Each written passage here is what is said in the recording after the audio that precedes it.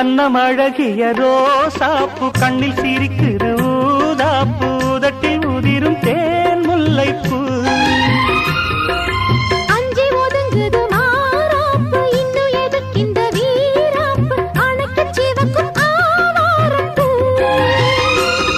அடி சித்திரம் எப்படி சேலைய கட்டுச்சு தேவதை பாதங்கள் பூமியில் ஒட்டுச்சு